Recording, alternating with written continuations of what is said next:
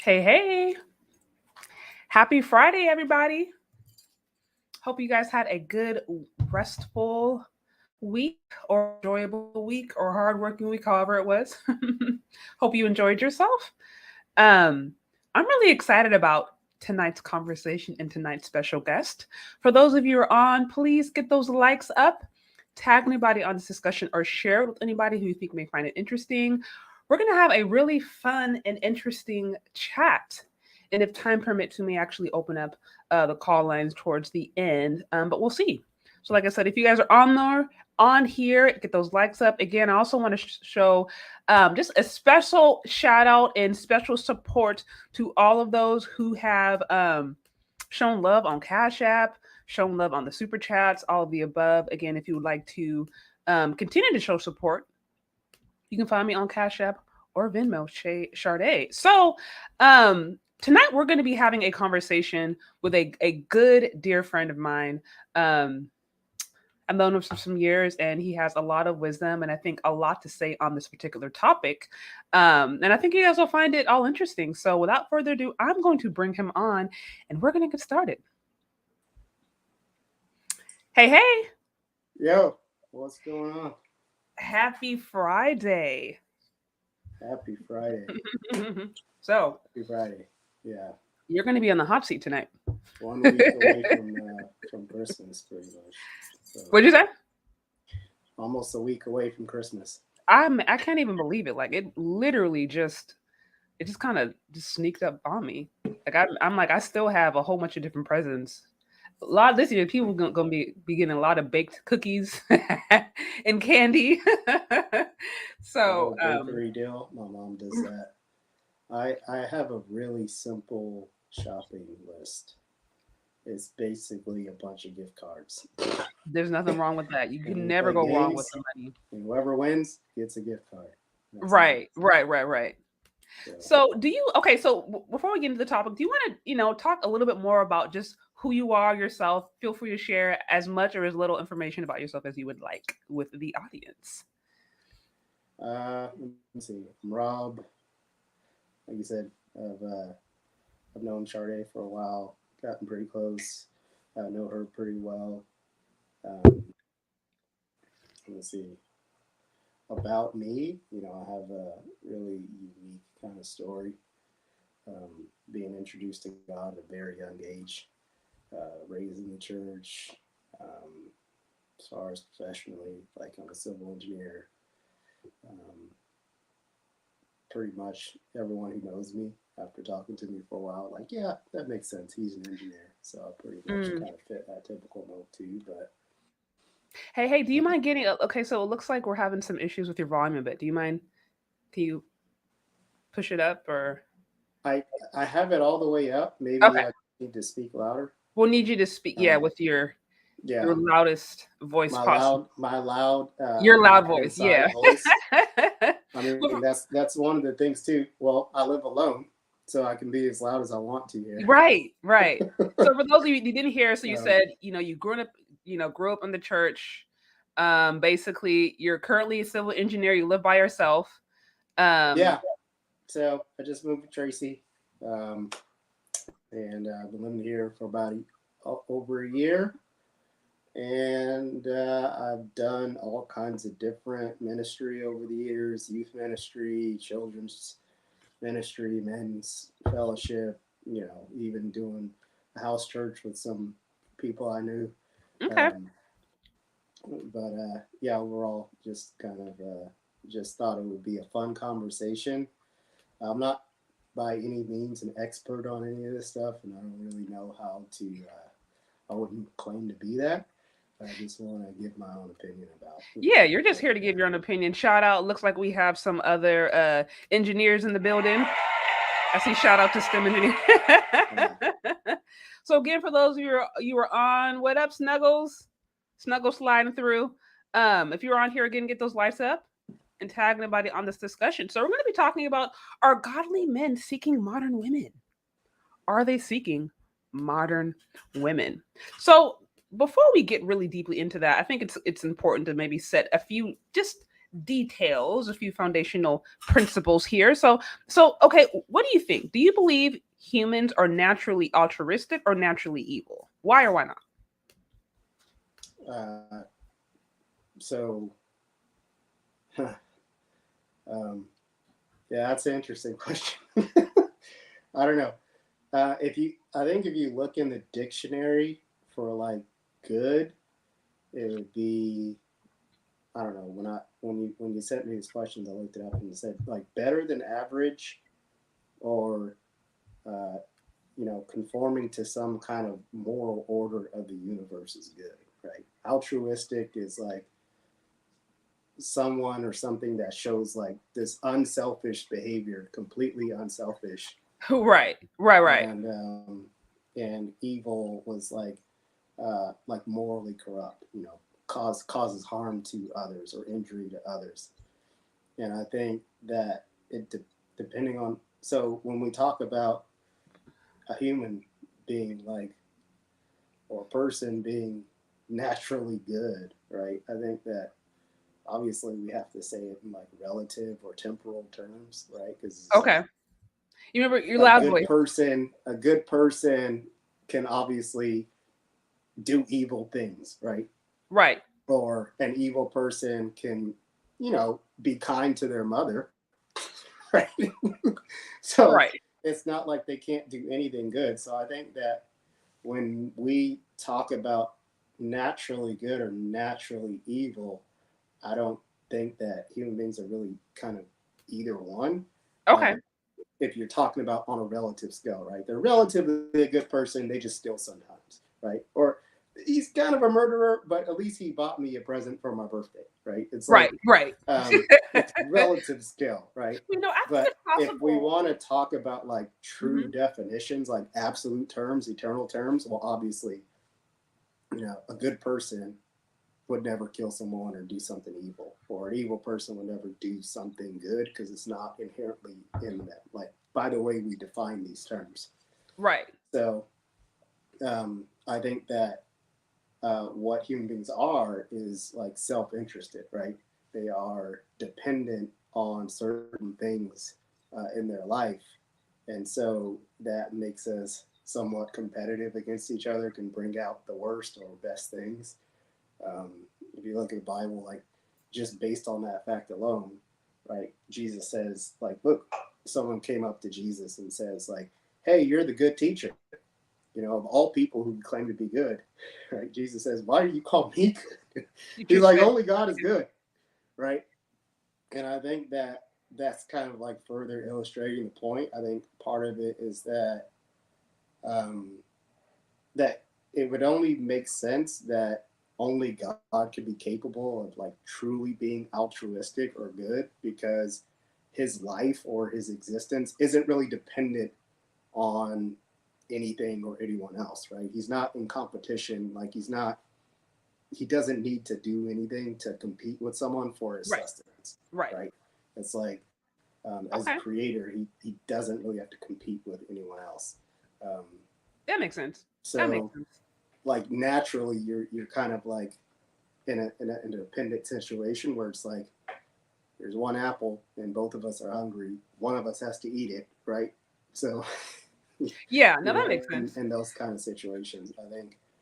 Um, but he also says that we're evil, right? He says that, you know, if you, while you're evil, are able to give good gifts to your children, like even more like what we're saying about how evil people can do good things and good people can do evil things, well, then what's he talking about? I think that um, it's simply based on the like altruistic nature, right? An Right. eternal quality about someone that ultimately that our goodness or our wickedness or evil or anything like that is circumstantial, Right. right? So It's yeah, situational based. So that makes sense. um, So for those of you who are on, thank you for joining.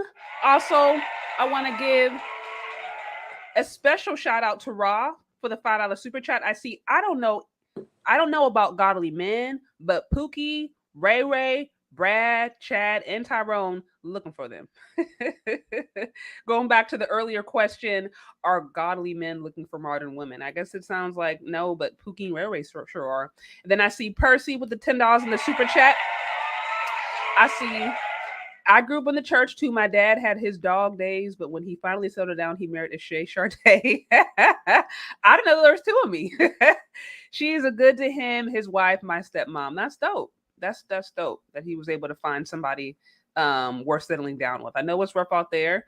Again, thank you for those of you who are on. Please get those likes up here. We are talking about whether godly men are seeking modern women.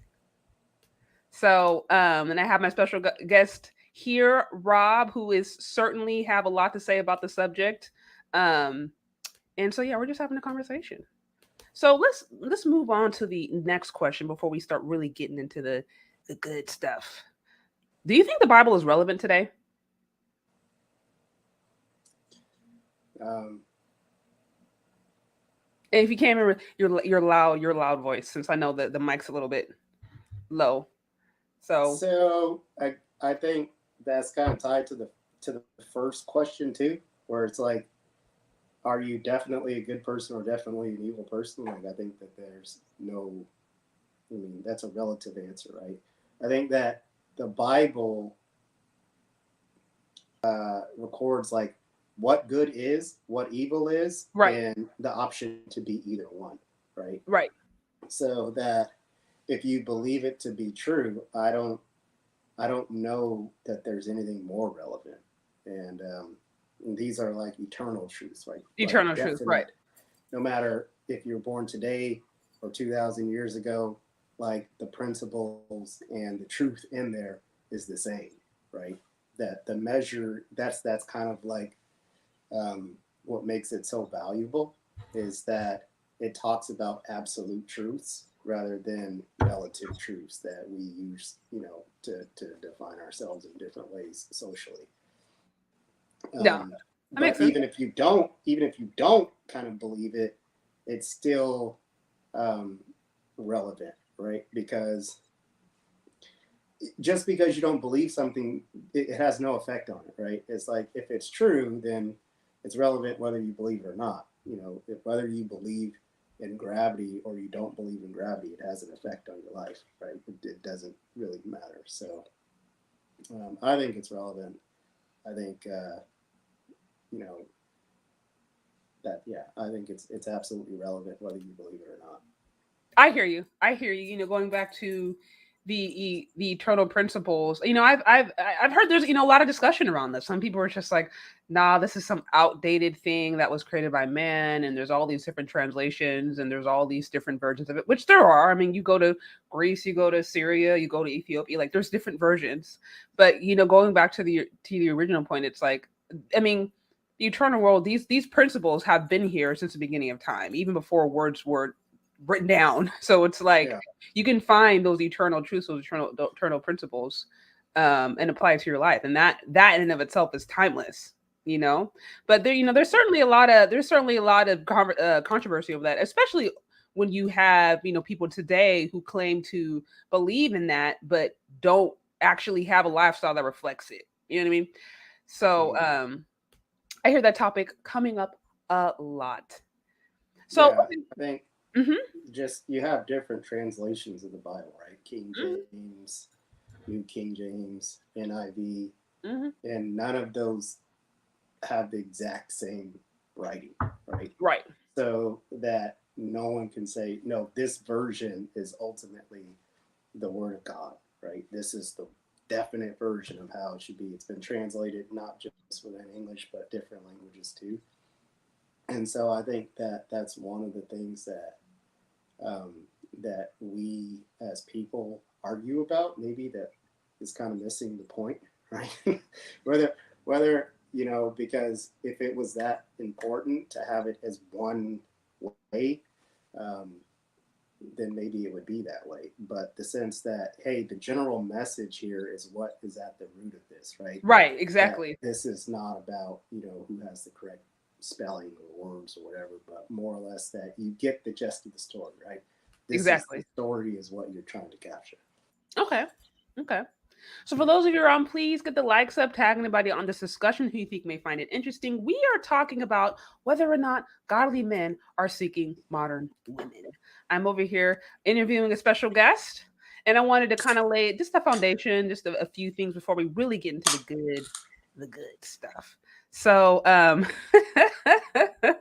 what up, Sherrick? I see Sherrick coming through. He always has something funny and comical to say. So, um, so do you believe men and women are equal?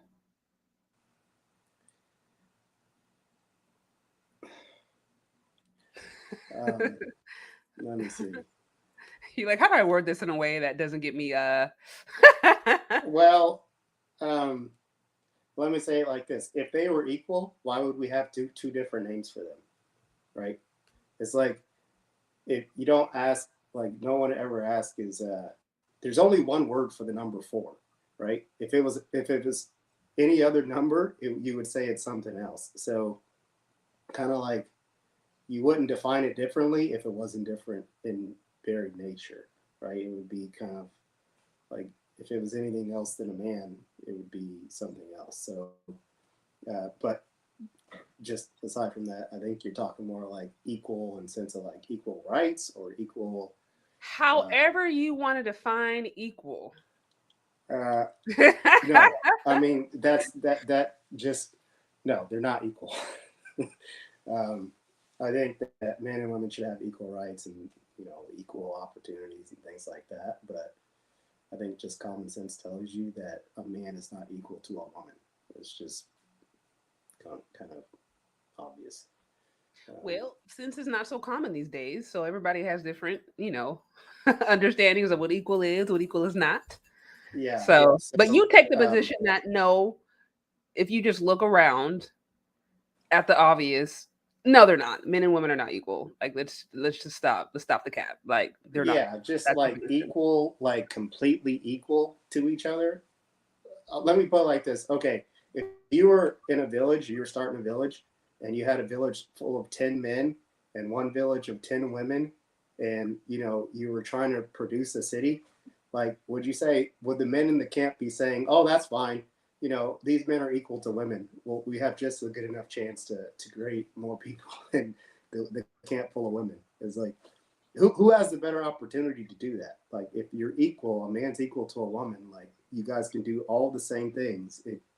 That wouldn't even make sense. And like, if I was stranded in a desert, you know what I mean? Would I rather be with 10 men or 10 women? I'd probably rather be with 10 men. Just if that's what you're saying, like, if you're in your position where you have to build I'm from just the saying, ground like, up, very naturally, in a natural sense, like, they're not of equal, course. right? It's like, if you had 10 men in a camp and 10 women in a camp, good luck, having more than 10 people at any point. Right. I think the value, so no, I mean, they're not equal, but they're completely dependent on each other, right? It's not like, you need both of them. We need each other. So as far as like value, like, they're equal in value, but they're very different in strengths and weaknesses. Right. No, that's fair. That makes sense. Shout out to let me see, Mr.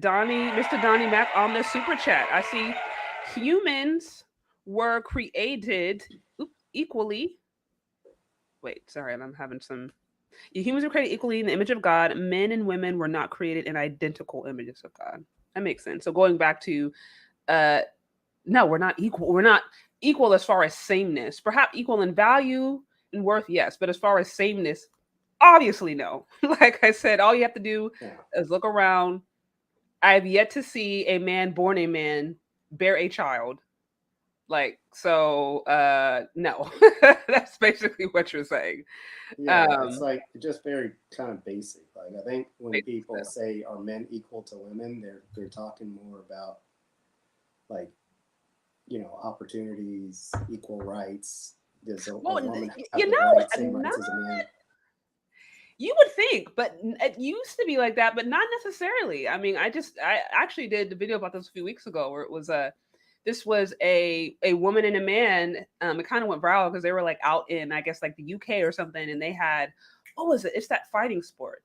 I can't think of the name. It's not UFC? Boxing. Yeah, I think it was UFC, and they were They were basically, it was a man and a woman went up against each other. It's for whatever reason, and she was so convinced that she was gonna win, and she got like polarized. She was like terrorized in every sense of the word. Like she obviously lost. And then the nation was outraged because it's like it literally looked like domestic. It looked like what you would see in a domestic violence ad or something, like, don't do this. That's what it was. But they were fighting, and so she was like so convinced that she was gonna be able to beat this dude.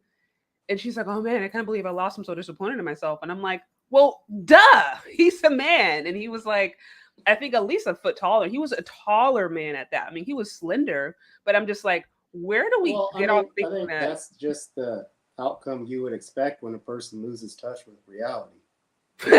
Fair. Fair. So you can think that all you want, but it's not true, no matter how much you say it. Yeah. Now that's, yeah. You can't just because you say it and believe it don't mean it's just automatically gonna be true. Yeah, just because you want it to be true. I wanted Santa Claus to be real, but turns out he's not. Right. For those of you who are on, please get those likes up, tag anybody, or share this with anybody who you think may find it interesting. We are talking about whether or not godly men are seeking modern women. We just discussed whether or not men and women are equal. And we're moving on to another question. So, okay, you personally, do you support traditional gender roles? Why or why not? So I think traditional, in the sense that, like, a traditional husband is a provider for his family. Like a traditional woman is a homemaker. That's what I think. Yeah, we could stick traditional as we've seen it in this American context. I know obviously this will change by culture and area, but if we just stick to, okay, how Americans generally see traditional, you know what I mean? Yeah, I think that's how, at least I know of the American culture, where traditionally the man gets out, goes to work, the woman stays home and watches the kids or something. I don't know. Is Is that kind of close to what you were Yeah. thinking? Yeah, that's so that as far as itself, I don't know. The world is, I mean, the the way things are now, there's a lot of things that can roles that can be interchanged. Um, I think for me personally, when I look at the Bible and the way Jesus talks about this, is that uh, there's not a whole lot of rules or roles defined in that, right? Besides that, hey, that the husband is to love his wife like Christ loved the church and to lay his life down for her, right? And that the woman is to kind of submit to her husband, and both kind of reflect this Christ-like characterization, right? Where in the husband's love for his wife, it's kind of like reflective of Christ's love for us. And whereas the woman, in her submission to her husband, it's kind of like Christ's love for God and his obedience to God, right? And the Bible says that the two become one flesh. So in the sense that they have a fuller revelation of who God is or who Jesus is in that union, where she's fulfilling the role of Christ to the church or Christ to God in his submission and obedience. And kind of the man is fulfilling the kind of role of where Christ is fulfilling his love for us, right? And laying down his life for us. And so that works as a union. And you get a great revelation of God through that. Yeah. Obviously, the way things are now, between men and women, both are capable of like going to work or watching the children or cooking, or so those kind of things aren't even listed there.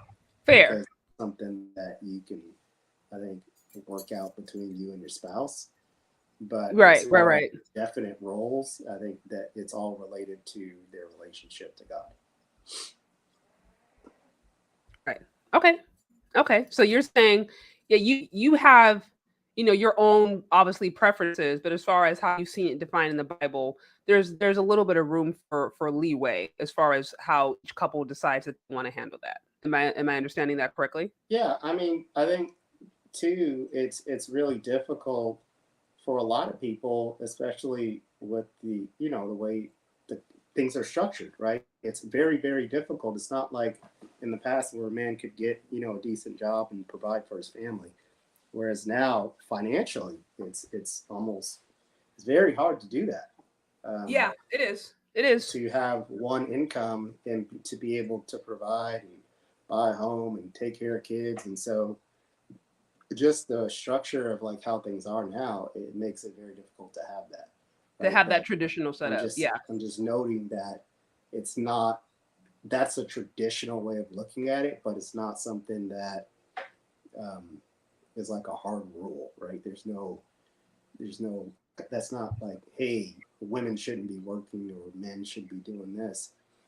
I think that naturally we have tendencies and strengths and weaknesses that help you do either one or the other.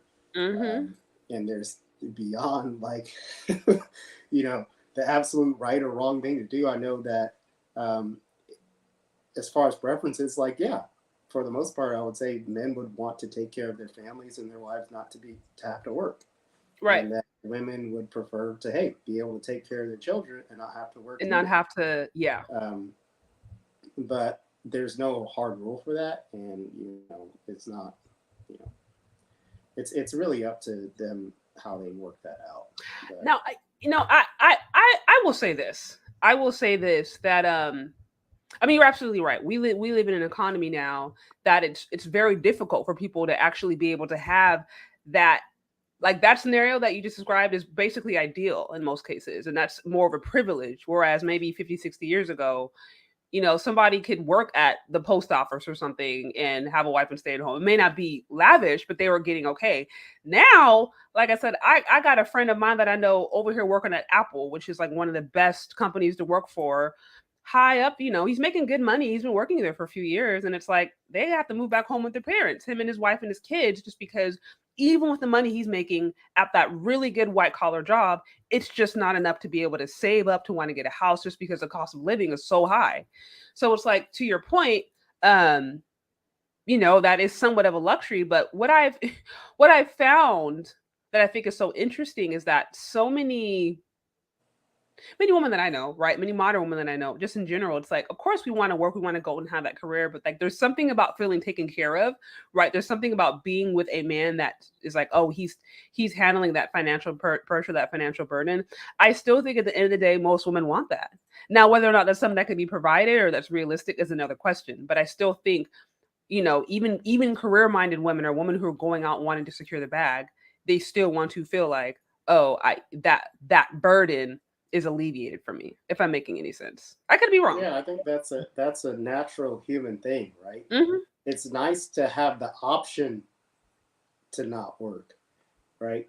I think that even most men would probably feel that way too. It's like, you know, I would love to You receive saying an men over here don't inheritance want to? where I can kind of do my job, and if it didn't work out, like I have enough money to live on, Right, right? right, right. But I think traditionally, when you're not in that situation, it's been that, hey, well, first and foremost, the man will be working, right? And I think that in these times, that if you are blessed to be in that situation where your husband can work and provide for your family, that even if you do have a career, that when you talk about children and being home and being able to do those things, that it's definitely an advantage, right? It's like there's a trade-off for the career, that it's not just about being taken care of, but also like who's going to take care of the kids, right? Do you want to send them to a babysitter for all these hours, or would you rather invest that time with your kids rather than going to make money? And then also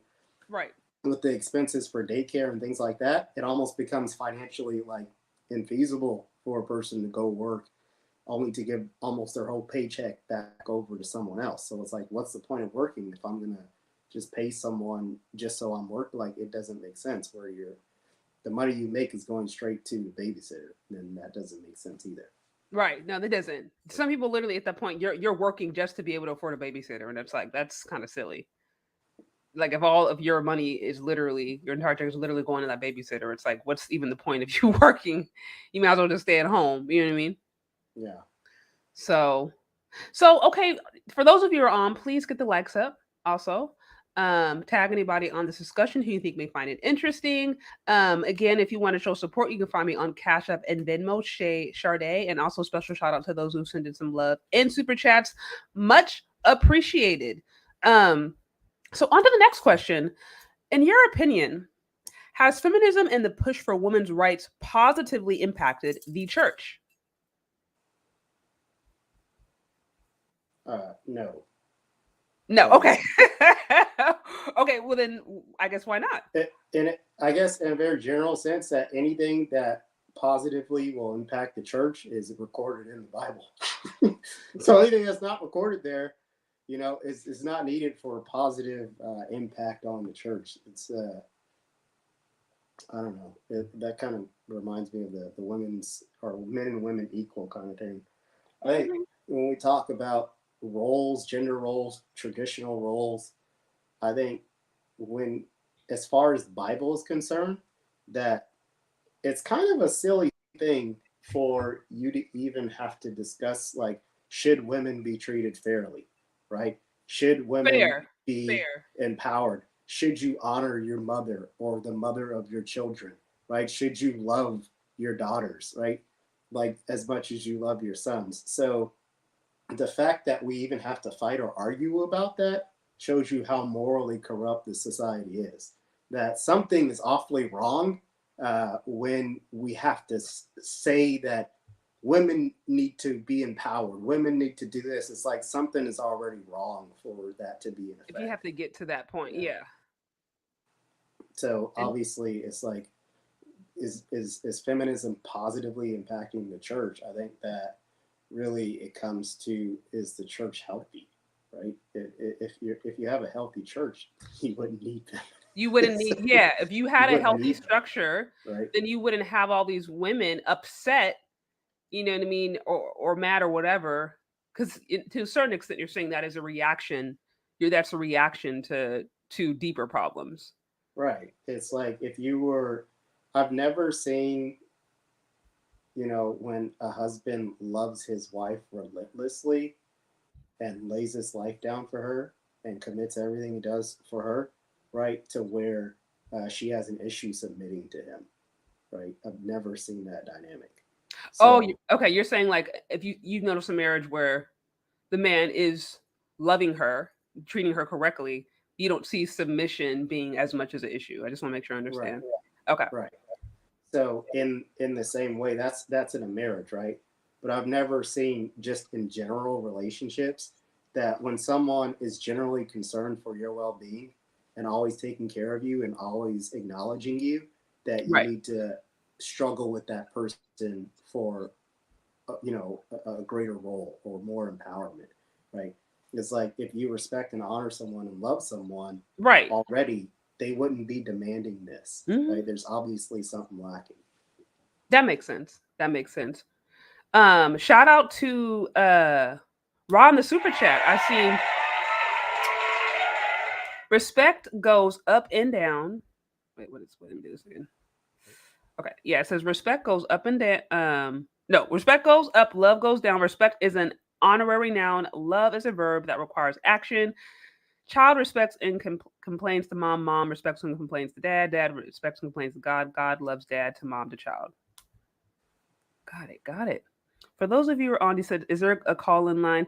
There will be a call in line in a little bit. We're just getting a few more questions, and then I think I may open it up just for a few conversations. Um, Now, so okay, so you would say, yeah, basically feminism.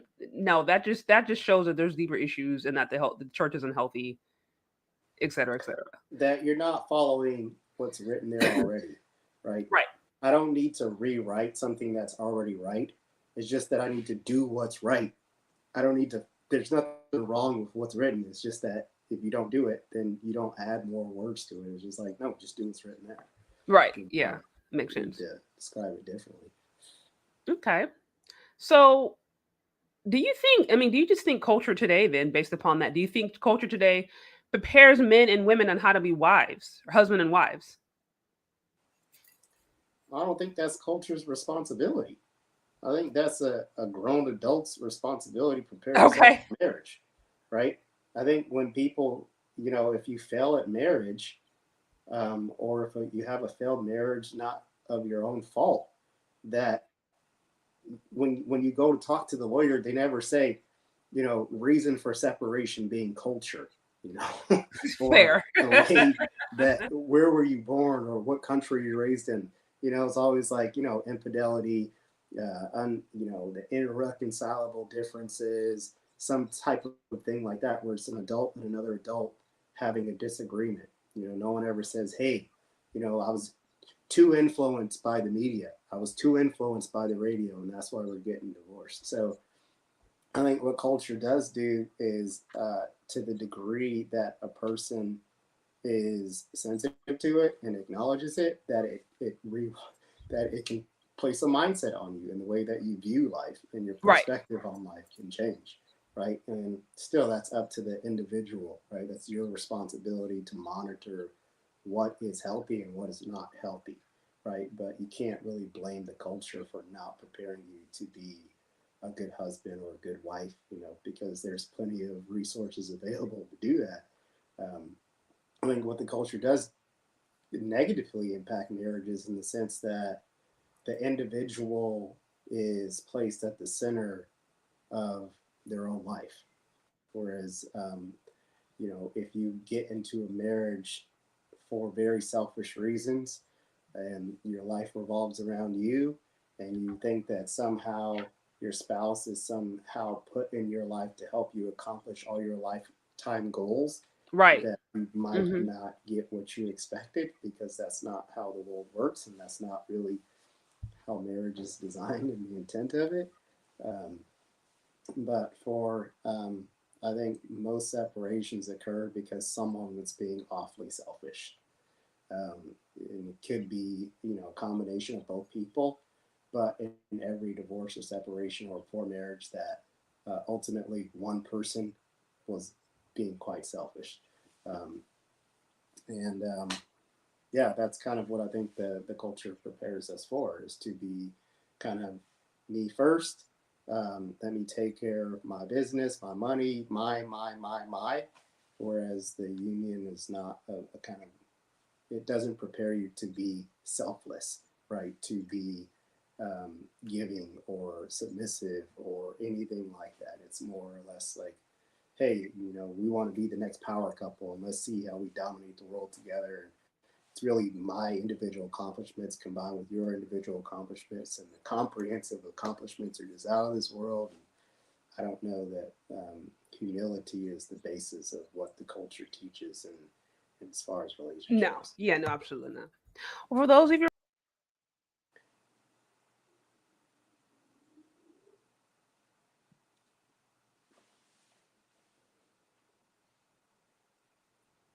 I just got booted. My bad.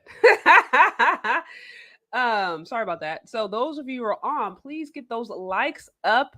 Um, again, shout out to everybody who sent in some love and some super chats.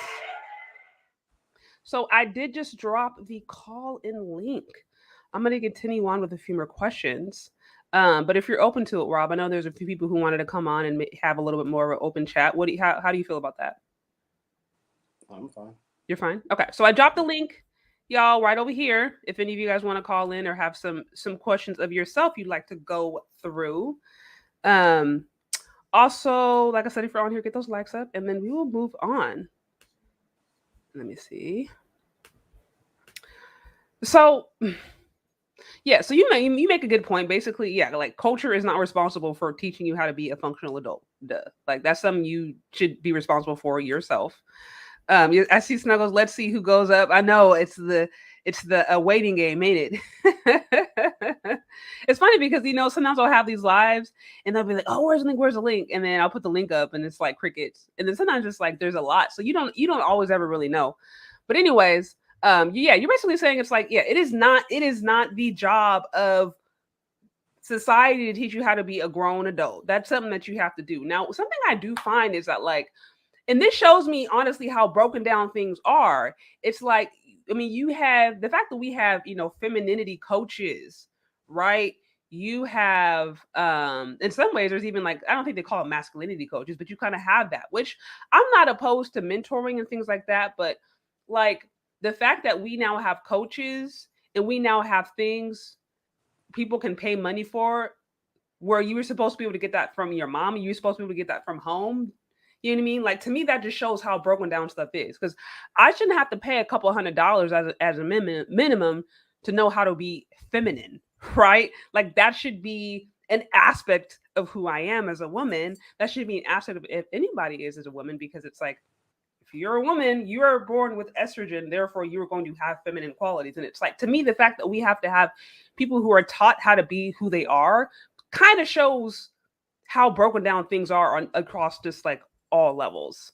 So, and of course, I think culture does impact that, in different ways. But at the end of the day, to your point, it's like, look, you got to take responsibility for yourself. You know what I mean? Yeah, I don't know much about the feminism coaches or masculine, but it sounds more like the life coaching kind of thing.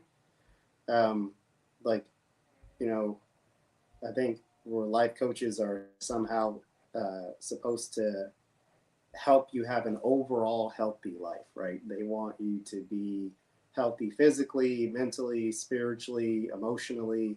And so they help you to adjust things in your life so that you're a healthy overall human being. And to me, like, it's just if culture's not molding you into its image the way that you want it to be, like, where you're successful in every area of Hmm. your life, then you get a special coach who specializes in indoctrinating you into that culture, right? Where you fit this, not, where it's disguised as like, no, you're not fitting the society. You're becoming a fuller version of yourself so that you can fit better into society. It's like, um, I don't really, I don't know.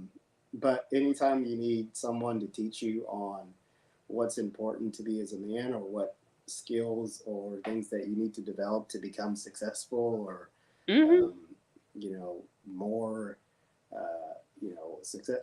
successful in whatever you're trying to do. I think that is a reflection of your values, right? And if you value certain things, then you get coaching for it, right? But I think that that's more or less um, it depends on how you're measuring yourself, right? And how you're Right. measuring your own value. That how do you feel about yourself that you feel like someone needs to tell you how to be yourself more or to the fuller extent, right? Right. Right. How can someone you want someone you don't know to teach you how to be a better version of yourself? And I think that in itself is kind of ironic. Yeah. Makes sense. Makes sense. So then, I mean, when this kind of, this is kind of connected to the earlier question, but now as far as standards, I hear a lot. I hear a lot about standards that women should have as far as choosing men, standards that they need to just have in general, you know what I mean? Like not settling down on certain dusty, just all this kind of different stuff. Um, and I feel like it's just now more recently where we're starting to hear men clap back and be like, look, if y'all about to have all these standards on us, these are our standards. Of course, that's creating a little bit of creating conversation. But my question to you is for those who, claim to be Christian, godly, whatever, do you think they should have standards for their life? Should like Christian women and men have standards for their life on how they live? Well, the Bible is the standard for all believers. So if you are, I mean, if you are Christian, then those are your standards. I think that as far as like preferences on, I need a Preferences. person like this, or a person who works here, or a person who makes at least this amount of money, and all these types of things. Like I said, those things are not recorded in the Bible, right? Those are very different things, right? That um, the Bible has a very like simple definition of who's an acceptable partner and who's not. So Mhm. obviously there's a lot of working parts in this. Right. Um, but if a person feels that um, they need, as far as standards of dating goes, like I want someone like this, that that's completely up to them, right? But also it could be a reflection of their actual walk with the Lord, right? Because remember that the Bible itself, when we talked about good versus evil, that the Bible ultimately teaches us to become more like Christ, right? Mm. To be selfless, to be altruistic, to be giving, to be loving, to be kind, to not consider yourself first. So the more you reflect Christ, would your choices be the same as what you feel like is inherently necessary for you, right? So I think that depending on a person's spiritual walk and spiritual growth and spiritual strength, Mhm. that definitely has an impact on what they're expecting from someone else. But whether or not those are biblical or just based on selfish desires is kind of from person to person, right? You Yeah, don't that's know. just a person. Yeah. So Yeah. women being like, oh, So I want to do that's at least 6'7". Now, here's the thing, and I tell this to ladies too. It's like there's nothing wrong with if you have your own personal preference. There's nothing wrong with that, but you can't conflate your personal preference with like, oh, this is God's will for my life. If you yeah, say, oh, I want a man that's 6'6", that makes at least $2 million, has green eyes, dark skin, and came from Texas, it's like you can't say that's God's will for you. That's just what you want. You know what I mean? And I well, will say, I think that could be God's will for you, but I think that more likely than not, that if a person fits your desires and what you want, and is a little bit on the red as far as what God's saying is appropriate, that we would choose our desires over what God says is appropriate, right? That's where it comes into conflict. When it becomes between choosing what the Lord says is right for me versus what I want, then there becomes this conflict, and usually God doesn't win that battle, right? Because it's already that list has already been developed out of a place outside of God, where it's like, no, I want what God has for me, but I have to throw in all these other things. Where it's like, well, is that really the same thing? It's not. So, yeah, yeah, I mean, he may happen to be a godly man, exactly what God described, but in most cases, I think it's a conflict, right? Where, no, this is exactly the model of what God is saying, but he doesn't fit that physical description, or he doesn't fit that financial situation. And then it's kind of like this inward battle where it's like, wait, do I feel like God is right, or do I feel like no, I need to go with my passion, you know? Right. No, that makes sense. That makes sense. Um, so y'all over here asking me to drop the link and ain't nobody called in. I see all these questions coming through though on the live chat. That's so funny. We don't bite. If you want to call, if you have any questions, you can definitely feel free to hop in. And yes, no, that is not a. I seen a question earlier. That is, it's a video link, but you can. It is a video link, but you can turn off the video and just have your avatar. It's really, it's because it's through StreamYard. So, um, all right. So yeah, I mean standards. I talked a little about this earlier this week, where I'm like, yo, you can't just be personally. If you say you're a woman of God, right? Especially, don't be going on Instagram like doing a striptease and like twerking like naked. I'm sorry, like, and then when I say standards, I was kind of speaking to that because I think sometimes, like, it's so easy to go walk around saying, "Oh, I'm this, I'm that."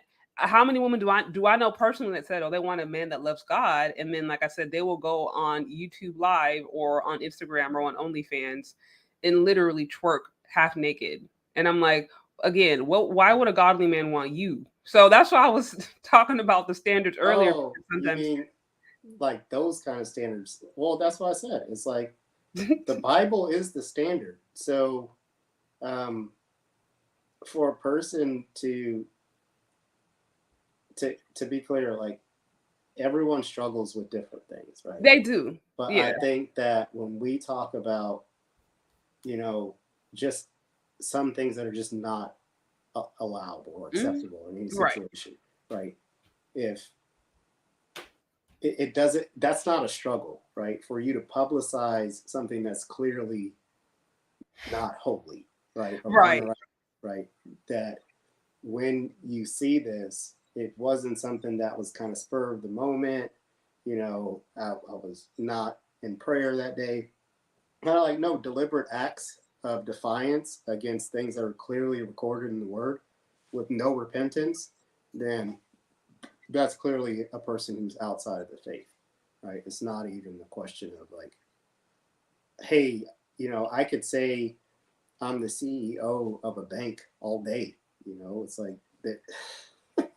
There's no proof to validate that, right? It's like you could say that, but you're not, and I'm not confused about that. If a Right. person tells me that they're this, but I see them doing something and publicly doing it, right, recording it as if there's nothing wrong, it's like, no, you're not. Yeah, yeah, yeah. I noticed that so much, and it low key started to like bother me because I'm like, this is we're kind of eliminating. We're just eliminating the standards. I don't know how else to put it. Like I said, you Well, God you're first not really model. eliminating the standards if you're not held to it in the first place. So I think that's really important to distinguish that just because you say you're something doesn't mean that you are. Nothing in nothing else in life works that way, right? I say I'm a civil engineer. How do I get to say that? Because I have a degree, because I have a license, right, that allows Right. me to That say you that, that you right. right? That says no, no, I am, right? Or if I say I work for Safeway, right? How can I prove that? Like, oh, I have a badge, I have a uniform, I have these things that say I am that, right? If there's nothing to support what I'm saying, then no one should believe me. It's like I have a right to citizenship in Canada. Really? Were you born there? Did you like? Then you have nothing to say that about, right? Everything about you says you were born right here in America, right? In the same way that anyone who claims, hey, I know the Lord, I love Jesus, I love God, I know my Bible, but there's nothing in your life that shows that, then you're just lying. So religion is one of those funny things where it's like, or spirituality in general, where no one really goes into validation, right? Because it's like, oh, if they say this, then we kind of give them the benefit of the doubt. Oh, God knows their heart or whatever. But there are literally ways that we test whether or not a person is a true believer or not. and there are signs that follow people.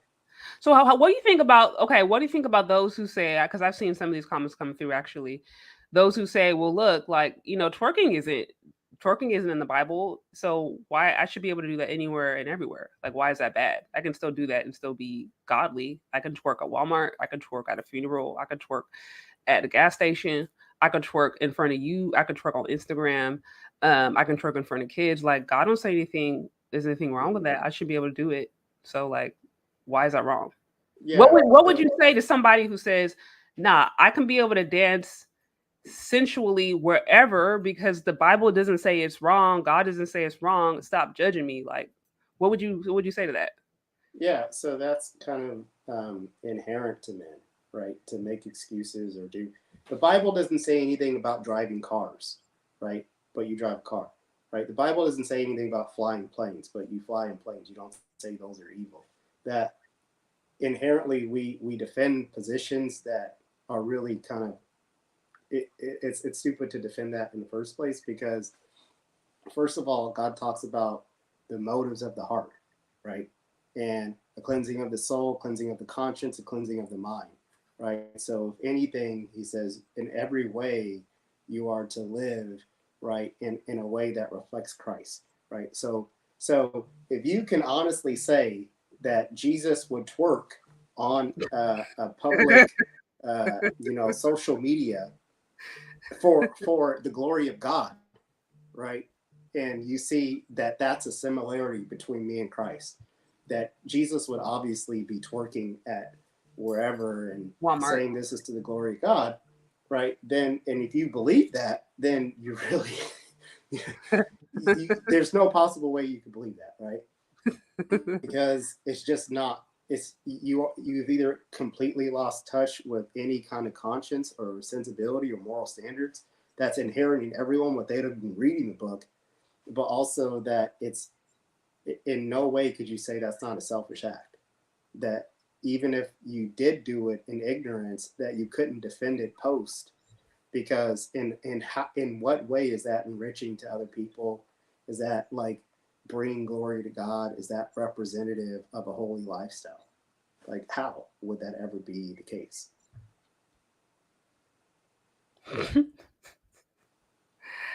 It's kind of silly to even argue that.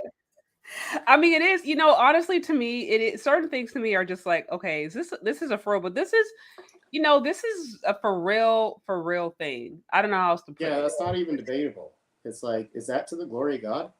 Is that in any way reflective of the life of Christ? No, it's not. And not only did you do that, like maybe let's say give you the benefit of the doubt, you did it in ignorance, you didn't know that, that wouldn't honor God, but then you publicly do it so as Right. to say, I'm confirming that there's nothing wrong with this. Meaning your conscience has no bearing on that situation, meaning you completely do not know God. You don't, because you don't. You're like, I just no way around it. You don't. Yeah. Okay, so I see. Twerking is a symbol or calling for fornication.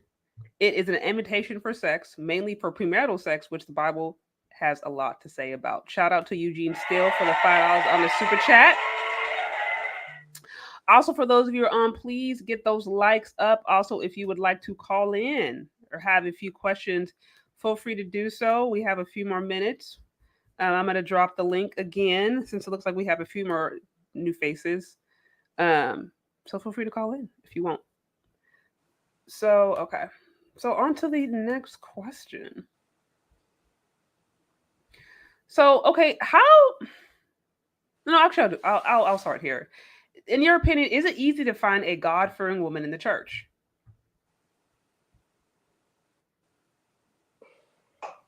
I don't think so at this point. I think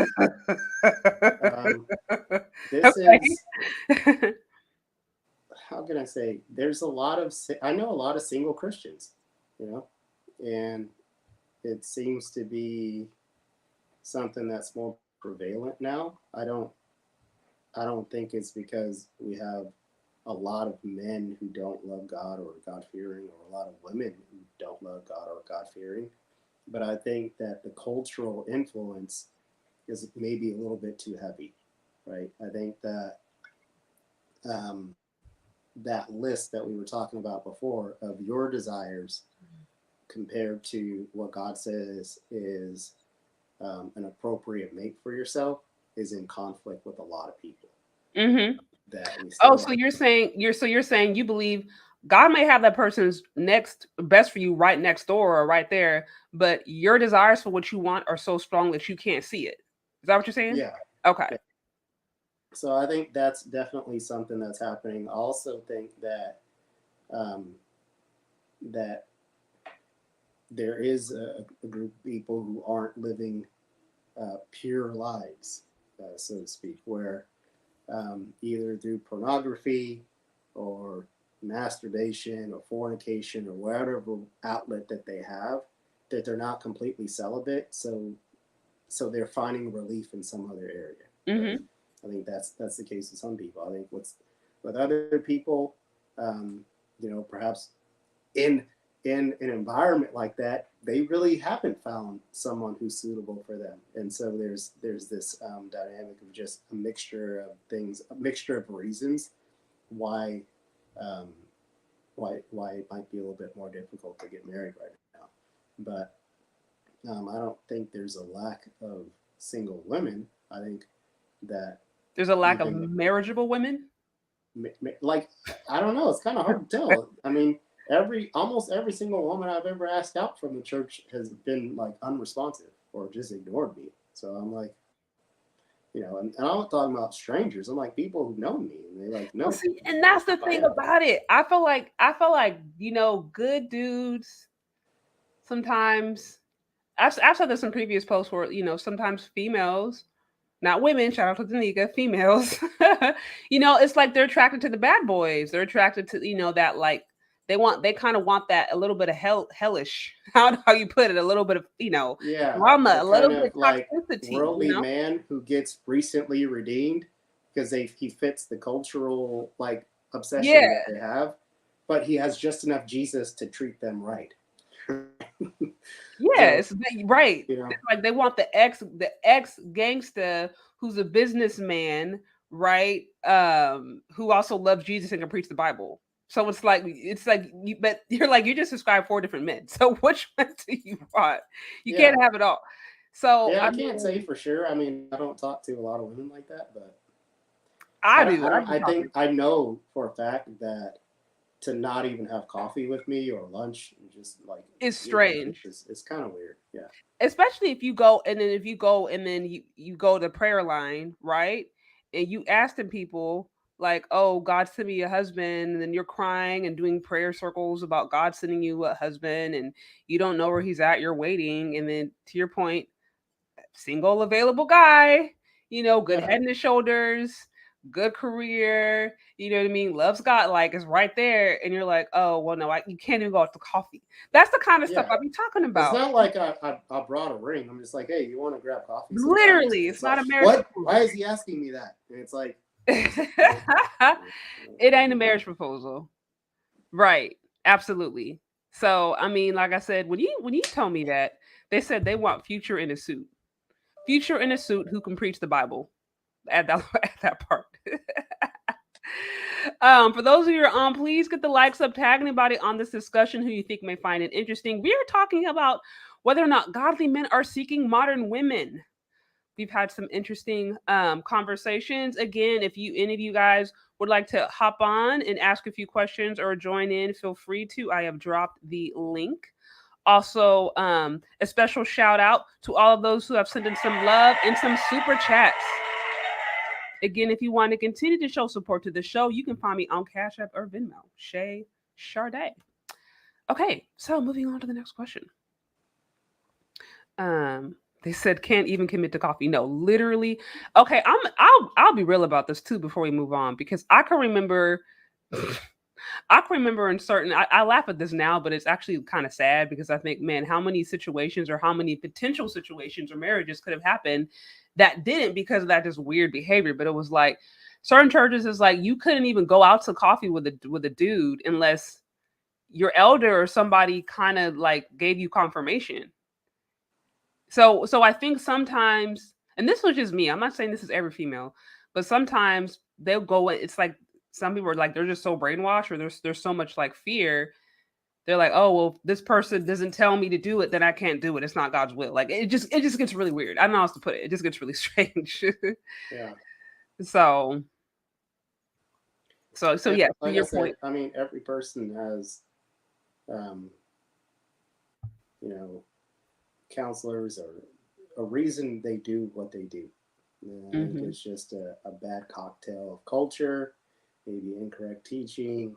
Plus, sometimes I'm like, do they just really get offers so often that it's like you have to do something spectacular even to like like I don't know. I don't know what it is, but it is kind of like strange to me. I'm like, really? Now, now this is a little. I mean, it's a little off topic, but still on topic. So I've seen this a lot since being on this space, right? Well, first, what would you say? What would you say to?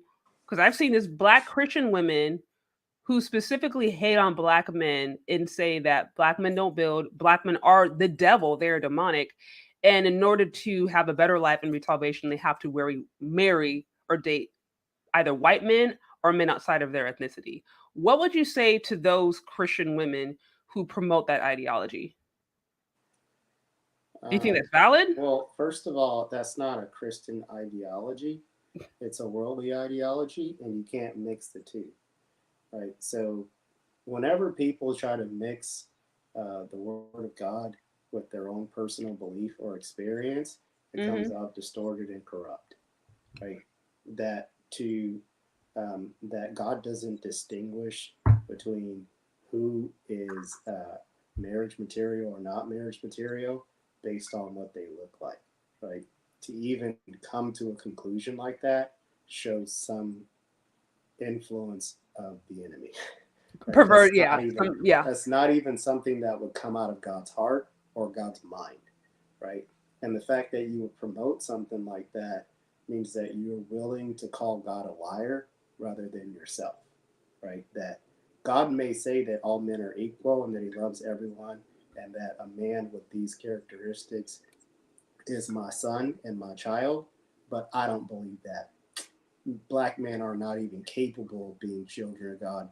You have to look this certain way. And it's like, it's so strange and like demonic that it's like, you can't be a Christian and believe that. right. Now, what would you say? So, would you say the same for men? Because I've heard it go both ways. Right? You say some men who say Black women are so degenerate; they're all baby mamas. They all wear weaves and tattoos and stand it up, and they don't know how to submit, and they're loud mouthed. That you just need to marry Becky, or you just need to marry out in order to have a better life, because Black women are savages. Would you say that it's the same?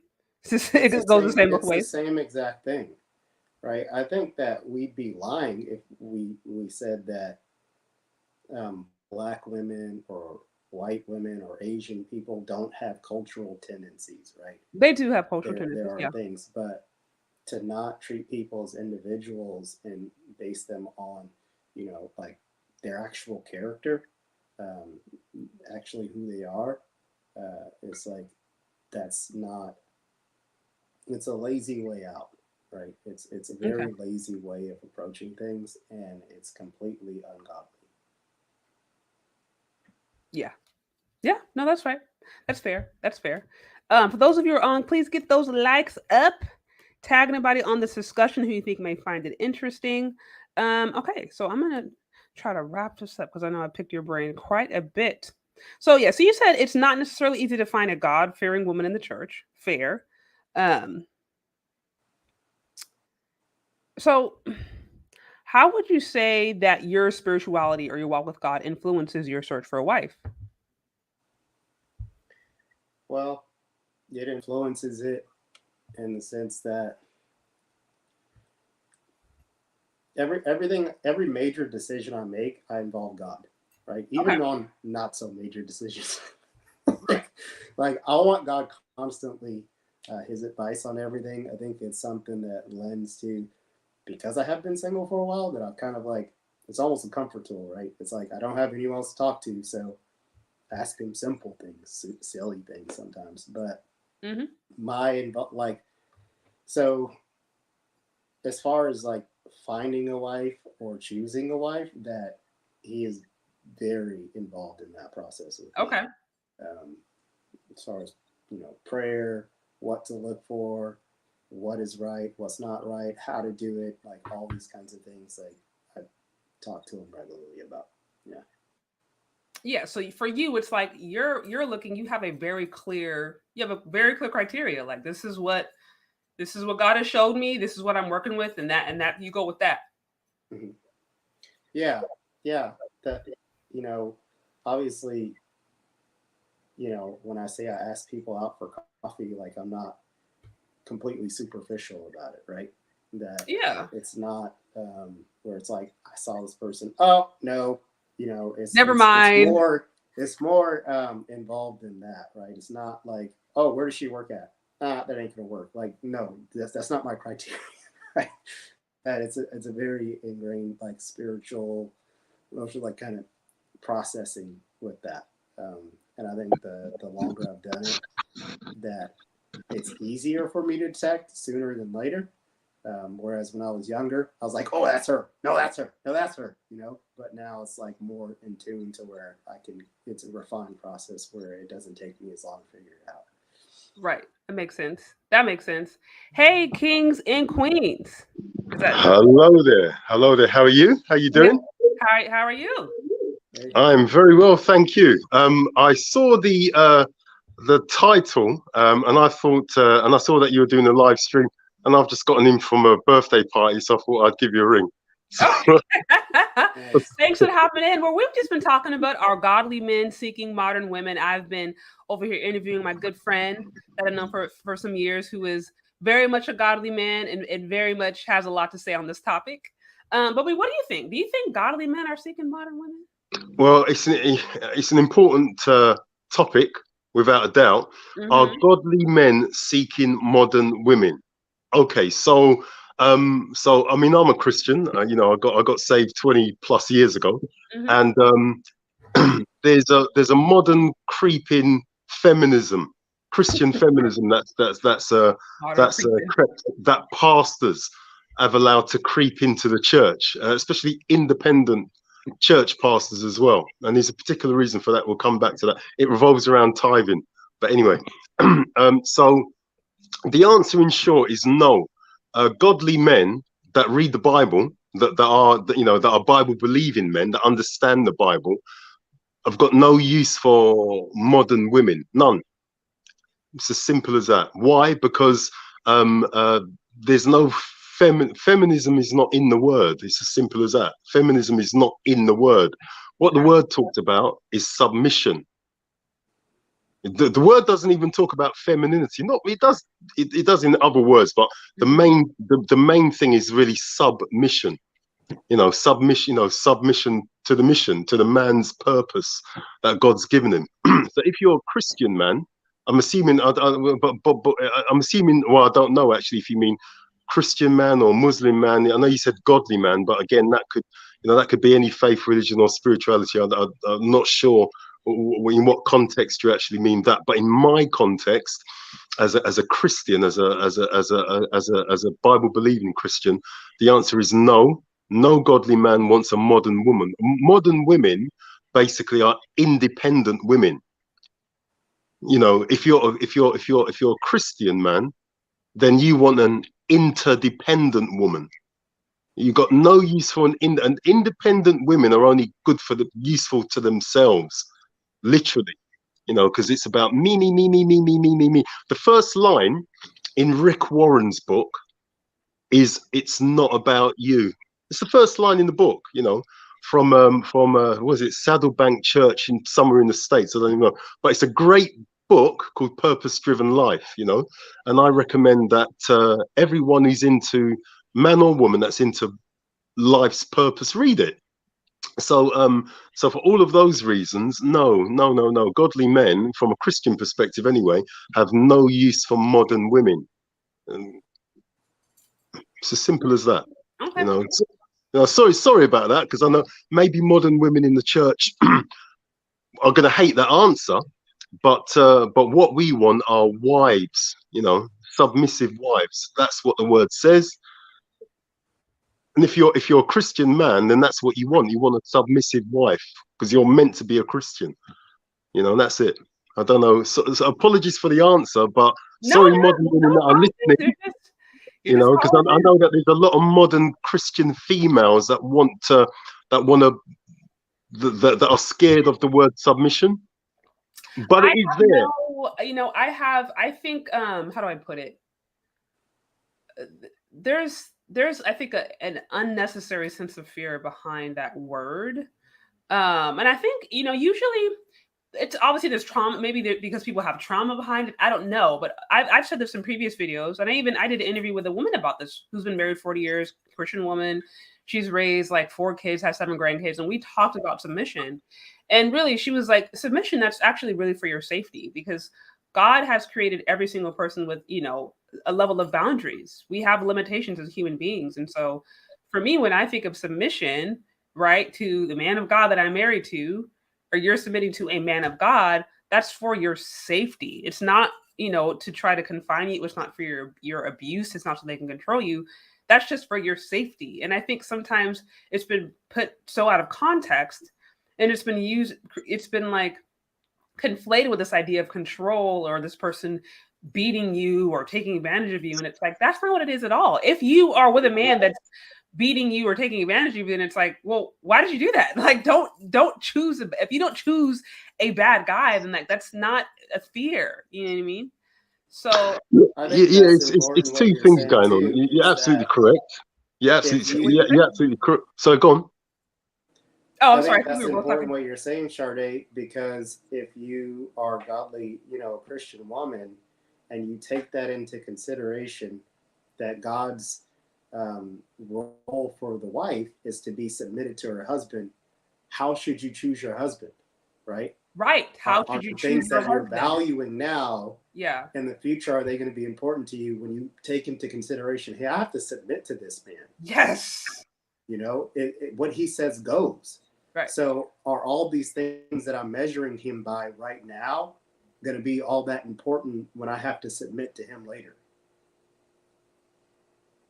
Yeah, no, and to your point, this is why I think as women, I think there should be, instead of there being such a fear on that word, I think there should be more of an emphasis on actually how to choose right. So going back to your earlier point where you were saying, you would ask girls out for coffee, not even anything crazy, just like, hey, can we get to know each other? Let's conversate. Let's have, let's actually try to maybe build a friendship or whatever. And they're just so quick to be no.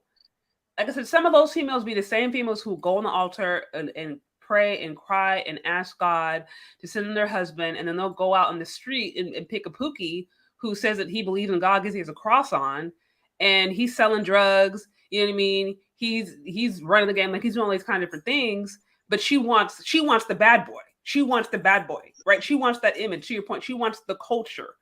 But it's like there's a good guy that's right next to you that asks you out, who's available, who's getting through the process, who's ready. But he's just not coming the way that you want. And so that's what I'm saying. Yeah, like, I think, but also that's God. That's Uh-huh. also God's grace in both of our lives, right? Mm-hmm. That if that's her position, she's not suitable for me anyway, right? Right. It doesn't Exactly. even make No, sense. exactly. So God works through the details in that way, where if you would be unequally yoked in that situation, You right? would. Where I'm coming in this with the mindset that I'm going to love her as Christ loved the church, and I'm going to lay my life down for this person, but she's not under the same idea that she will submit to me, then that's not really going to be a good foundation of the marriage.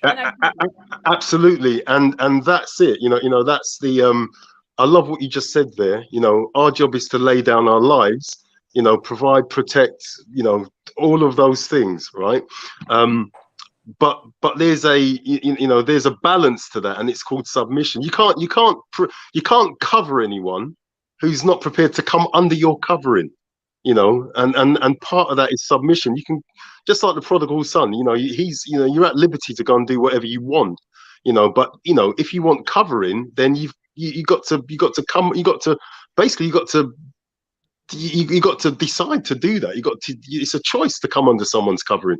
What's missing over here is my mum passed away this year. So what's missing for younger women is that teaching that used to be in the church coming from older women. You know, what I've realized about a year or so ago that, you know, you look around churches now and there's no old people. No, not in my church.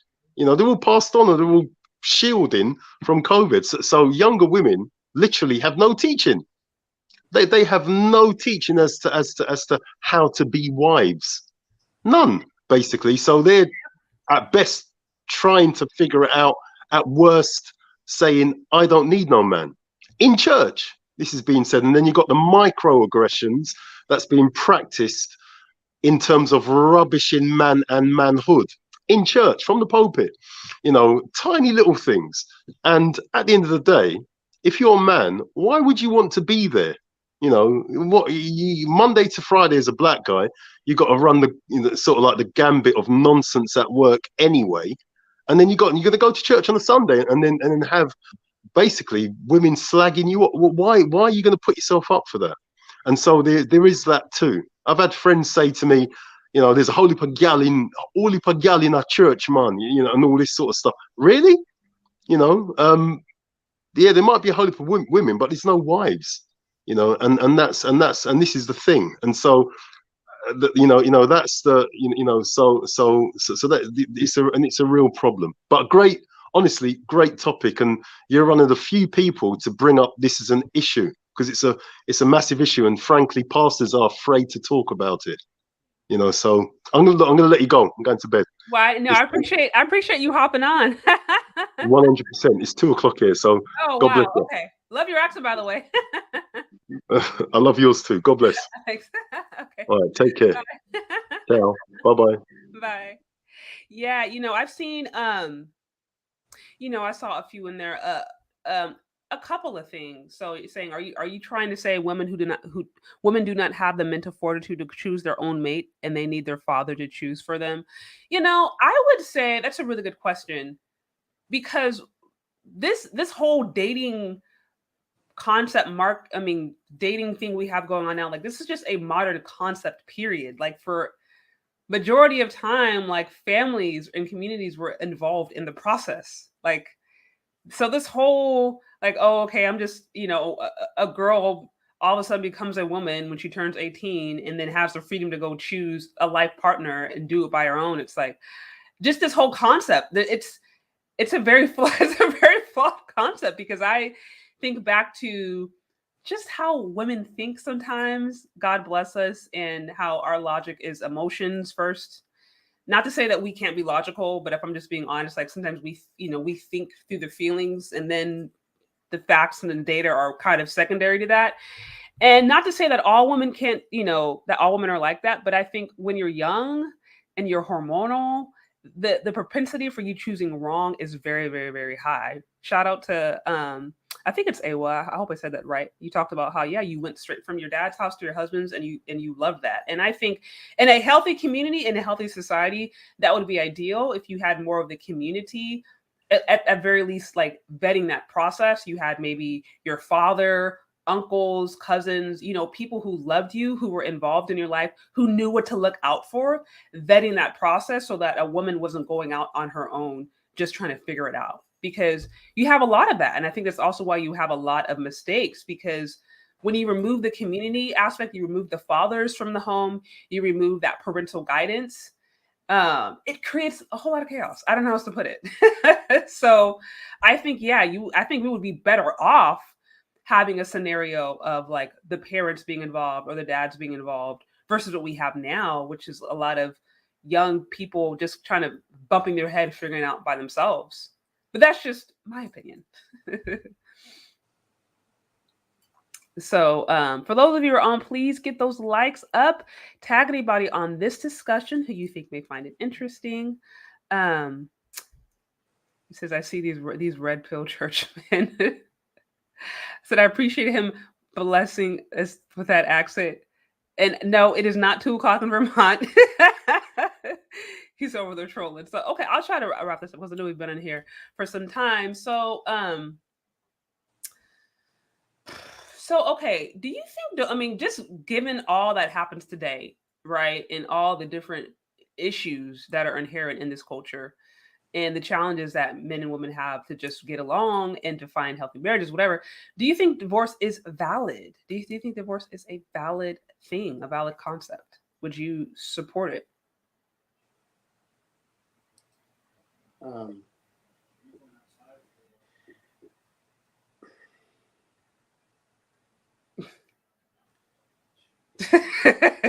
so I think that if you are not following the process correctly, right? Whereas how you choose your mate is according to God, like the Bible, right? How you even engage in that marriage is from the Bible, right? Your concepts about divorce come from God's word, right? That in that scenario, that divorce is not really valid, right? That when you make the vow that from, through sickness and health and all these things, That's it was part. that's the vow. Yeah. Right? That's for life. But outside of that kind of scenario, then yeah, I mean, if you're not, like I said, should Christian women have standards and these types of things? And I said that the standard for all believers is the Bible, right? So if you're a believer, that is that's your standard, that's your law, that's the way you live your life. But if you don't live according to that, then it's completely valid. Like you're not submitted to that, you're not a believer, and you have the freedom to choose whatever you like, right? Why would someone who is not going to live their life reflective of that in any other way, somehow say, but on this course, on this particular point, I'm in agreement that we shouldn't be divorced. It's like, no, I mean, you kind of make decisions for yourself and you guide yourself on what feels right or what you think is right. Yeah, you're free to do that. That's the course you've kind of chosen. Right. So. I'm of the opinion that there's a lot of women out here who really should not get married. I mean, I think marriage is a beautiful thing. If you see it as you and another man making a covenant before God, like if you really view that and honor that, obviously it's a beautiful thing. But there's a lot of people out there, I think in general, who that's not how they're looking at things. And I can speak for myself, and I'll speak for women, that many of us were taught to not see it like that at all. And I think just the way things are, some of the different expectations, some of the different accepted behaviors, I'm like, I don't even know that marriage is even really would be for you, or would be, for a woman who had this kind of ideas, or kind of, believe these kinds of different things. I think that would probably be too constrictive, especially like, modern women who really, really want to be, they embrace being independent. They embrace being strong and having some of these modern traits, and seeing submission as oppressive, or seeing being under a man's authority to a certain extent as oppression. I'm like, if that's how you're feeling, then you probably shouldn't get married. It's probably not for you. You know what I mean? Well, I think what happens is that, especially when you don't have a biblically centralized marriage, that's not to say that only, God-fearing marriages prevail. That's not the case, obviously, right? That people get married for different reasons, was completely non-religious reasons, and they have successful marriages, right? That there is a love that exists, and similarities and compatibilities that exist outside of that.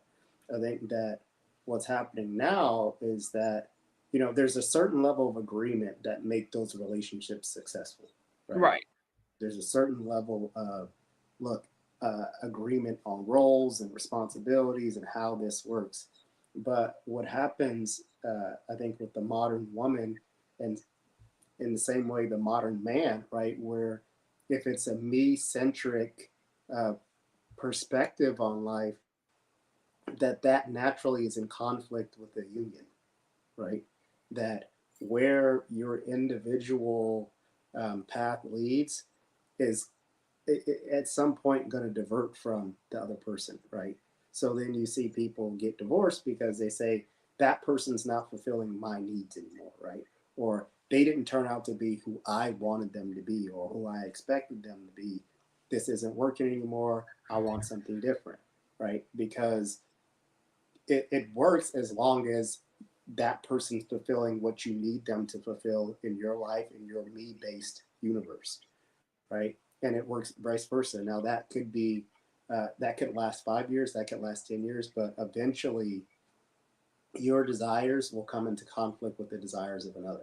That's just natural, right? At some point, you're going to disagree, right? And if you're not of the mindset that us being together is more important than me doing me or me having what I want, that's why people get divorced, right? It's irreconcilable that what I want is so different from what you want that we have to separate. And so that's how that happens. But yeah. So you would say it's not valid for people who honestly, they in their own lives, they are devoted to God. They have made a covenant before God. Not really valid for them. But outside of that, it's like, well, it's kind of like free for all at that point. Yeah, I mean the it's kind of like, what is it? Like someone said, like 1 out of 2 marriages end in divorce or something. I don't know. It's pretty. I think it's pretty equal whether a person claims to be spiritual or godly or not. I think it's pretty equal across the board. And they said it's basically the same in the church, right? Right, that's what I'm saying. Which is reflective also of what I've been saying too, is that you may say that you're a believer, but if you don't go through the process of how you are selecting mates, what your role is in that marriage, then you're just as likely to be divorced as someone who goes into it with completely unrelated, spiritual ties. Right. Where if you go into the marriage with selfish desires and do it incorrectly or not understanding that this is a partnership and there's specific roles on who's supposed to do what, as far as the love exchange in the relationship, then you have just as high as a tendency for that not to work, right? Right. Absolutely. That makes sense. That makes sense. Well, Rob, this has been a very, very informative discussion. I know I've taken a lot of your time this evening. We're a little bit past an hour and a half. For those of you who are on, thank you so much for tuning in and for commenting. I see a lot of back and forth going on. Y'all be nice. Y'all please play fair. I try to be nice to people. Please keep it nice and respectful, y'all. Do you have any final thoughts, anything you want to share with people before we wrap this up? Not really. I mean, the topic was interesting to me. I think that is an interesting topic. Are Christian men looking for modern women? And I think the guy who joined on, he's like, no. Yeah, I mean, I didn't see anything wrong with what he said. I think no, he was on point. Opposing, those are two opposites, really. That Christian values, Christian men, the things that they value, they are completely the opposite of what the modern woman would value, I guess. And so they're naturally incompatible. I'll say this. Even men who aren't Christian or godly or whatever, I don't know that I see them wanting modern women either. Yeah, even if you're an atheist. I mean, the modern woman is like naturally it's resistant to a successful partnership, right? Because you're putting a stamp on independence and empowerment and your ability to take care of yourself. So why do you need someone else? Why would you want someone else? This is one thing. Okay, let me just go off on a little tangent for about 2 seconds, because this is one thing I have never understood. Now, and I can speak right now. I'm gonna speak specifically. Okay, well, no, 2 things. So, okay, well, I just speak about Black women, right? It's like strong, independent, can do bad all by myself. You know what I mean? Take care of myself, bossing up, boss babe, level up, all that kind of different stuff, right?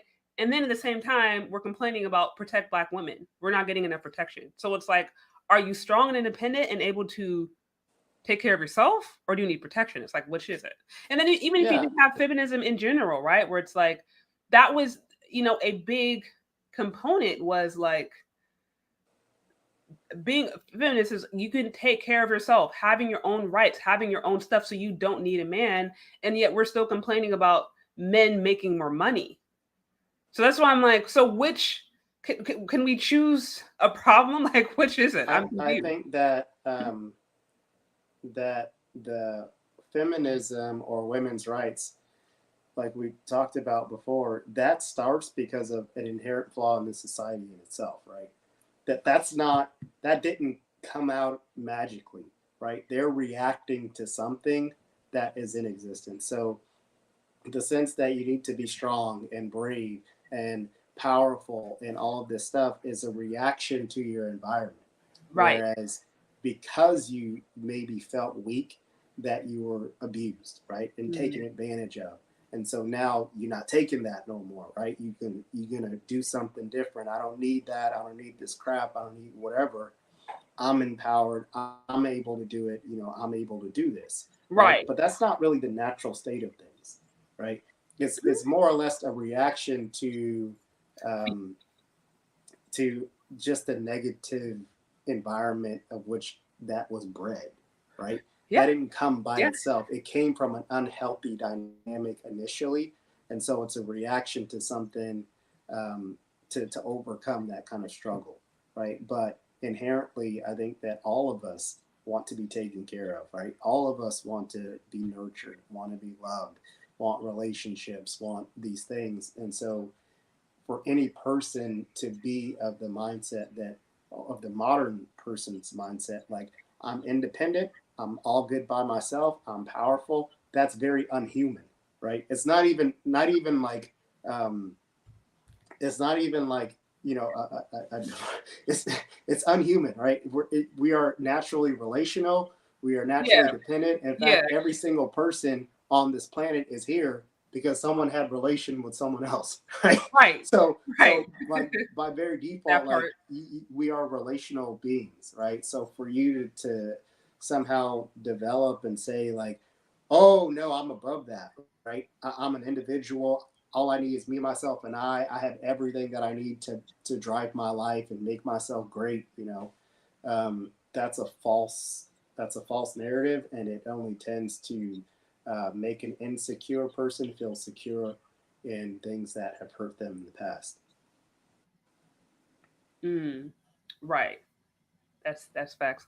Shout out to Awa for the $10 on the super chat, or $9.99 on the super chat. See, very insightful and interesting topic. Thank you for holding a space for these conversations. Always a pleasure. Always a pleasure. Also, shout out to JTC for the $2. I see for the shade. For the shade. Snuggles coming through with all those questions. Snuggles. And y'all, like I said, please be nice. We like to try to keep it.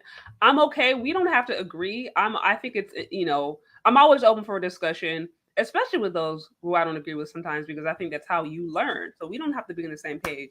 But I do like to try to keep it respectful. And like I said, if you really got something to say, that's why I put the call link up. So y'all, please. I see this. So real quick, this is actually a good one. So I've seen this a lot, right? Huh?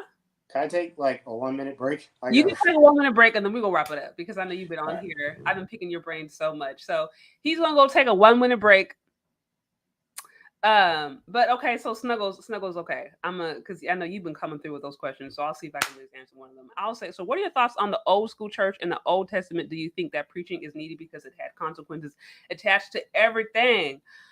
I don't even know. For me personally, I will say like it shouldn't even necessarily be about what's old school or new school. It should be about like what's right, period. It should be about like if you abide by this thing, if you say you believe in this thing, then you're going to actually live it. You're going to have the actions associated with it.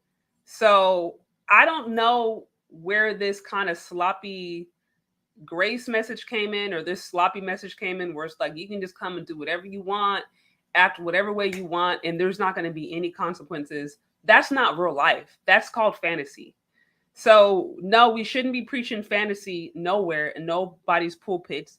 You shouldn't even be doing that on YouTube. You shouldn't be, you know what I mean, having books preaching false hope and false fantasy, because that doesn't help people. Now, especially within the church, we have to be held to a higher standard. So to answer your question, should we preach a message that actually has consequences attached to everything? Yes, because that is reality. The reality is that whatever you do has a consequence. If I decide to not eat for 100 days, there's going to be consequences associated with that. You know what I mean? If I decide, okay, I'm not going to work for 5 years, there's going to be consequences. It's like every single thing that you do has a consequence. That is called being an adult. That is called human life. So it's like, yes, we should actually preach real life because that's what people are living. My response. Yeah. So what do you think? We can answer this question for Snuggles, and then we can wrap it up. Do you think, okay, what are your thoughts on the old school church and the Old Testament? Do you think that preaching is needed because it had consequences attached to everything? That's the question. Like the old school kind of preaching, like God's like the fire, you know what I mean? And the brimstone and the judgment, all that stuff. The judgment one. I demand judgment on Remember that one? I demand. Do we need that kind of preaching to come back? I demand. So what you think? The full counsel of God is needed for salvation and grace. Okay. To go into church and to hear every Sunday that you're going to hell if you don't get your life right is like, I don't know that that's needed every Sunday, but maybe it's a good reminder sometimes, right? I think that we definitely need the Old Testament and the New Testament. We need teaching on hell as well as heaven. Yep. We need teaching on grace and love as much as the fear of God and his wrath, right? It's like, this is all profitable to you. So I think that as men and as churches, have been throughout history, that we tend to lean more to one subject than another, but really that we need all of it.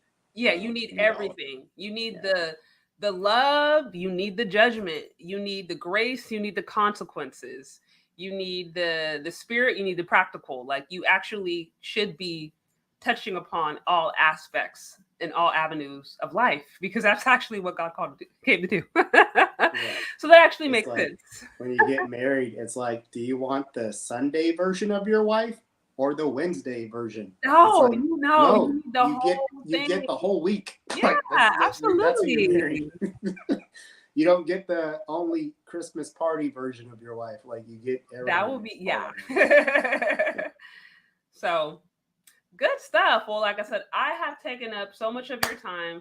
I appreciate every last one of you who have streamed on. I see. Okay, Rob, were you a special guest in a men's platform in the UK last year? No, it wasn't. But that sounds awesome. Maybe one of these days. I'm like, I know probably Pastor Chris was, but that's a whole nother one. I'll have to get him on one of these days. Appreciate your time too. Well, thanks for stopping by, Rob. You're welcome here anytime. Thanks for having me. Yeah. And I'm sure we'll chat soon. So I hope you answered your question. Yeah, we got enough in there. Like I said. If not, somebody will email me or DM me or something. So, all good. All right, girl. All right, you take care. You too. Okay. All right. Well, thank you for those of you who joined in. Like I said, now this was a rather niche conversation, but very much needed. I hope you guys learned a few things, could resonate, found it thought-provoking, whatever. And like I said, if you have any other questions, you can always email me or leave it in the comment section. We're obviously going to continue to have these kinds of conversations and so much more. So definitely tune in. If you have not hit the notification button, please do so, because I have a really exciting interview coming up next week with a popular YouTuber I'm so excited about. I'm not going to say it yet, but hit the notification button and make sure you find out. And yeah, I think that's it. So we're going to talk later. Bye.